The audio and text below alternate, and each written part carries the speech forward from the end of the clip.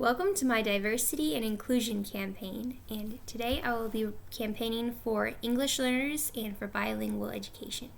English learner refers to a student whose first language or whose primary spoken language is not English.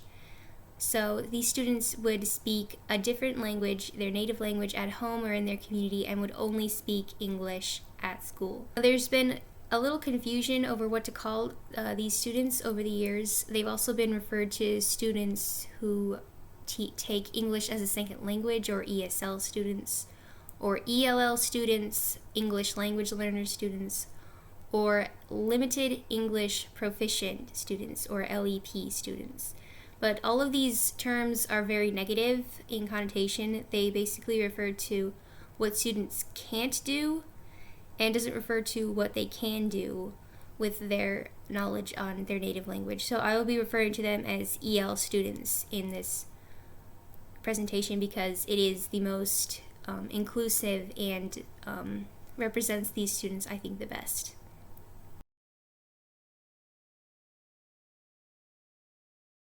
So a little about the history behind bilingual education.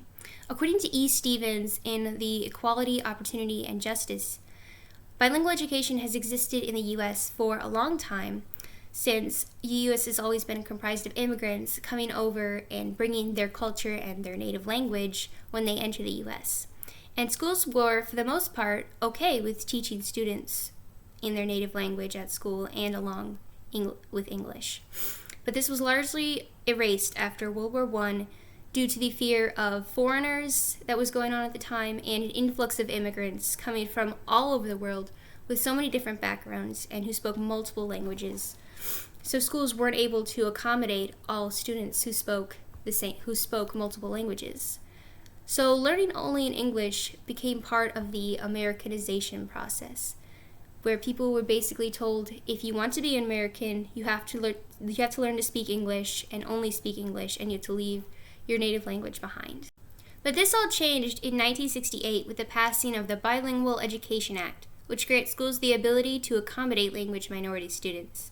So because of this, schools don't have to teach students who speak another language at home or immigrant students only English. They can teach them English as the primary language spoken in the U.S., but also allow them to keep their native tongue, which is definitely less discriminating, but it is still a debatable topic because some say bilingual education results in limited skills in English, and students who do speak English and also their native language can't speak English well enough to succeed in higher education.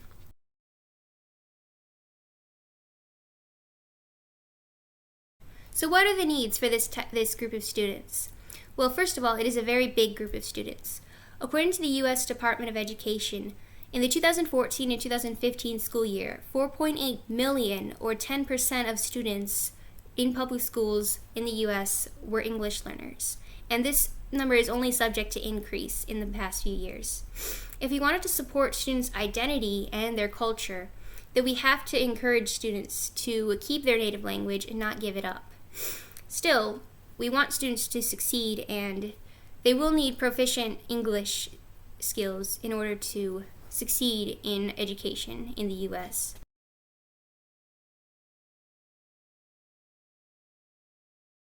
So what are some challenges that EL students face?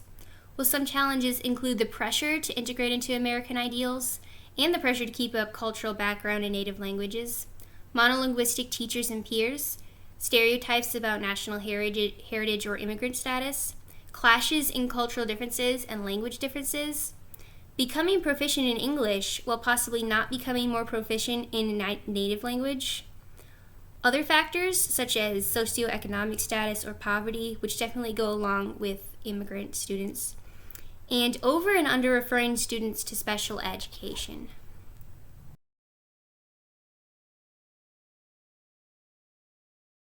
So what are possible solutions? Well, a lot of these solutions come from Vinnie Ong's article, Supporting Bilingual Learners in the American Education System, and Julie Nora's book, No More Low Expectations for English Learners.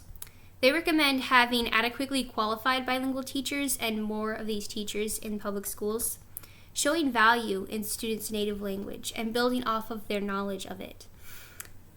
having more active teaching or having more visual aids in lessons for students who can understand those better than what the teacher is saying. So pictures, demonstrations, things like that in your lesson. And that's something I plan to do in my classes and my student teaching in case I have students like that.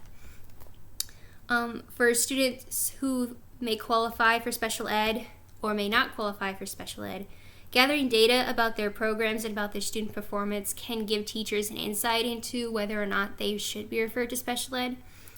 And also, most important is seeing students as more than English learners. They're still students. They still have a wealth of knowledge, even if they can't express it in a language that we can understand. So I think that's most important because you can get a lot from from their native language, and I think that is definitely important for bilingual education and for helping these students.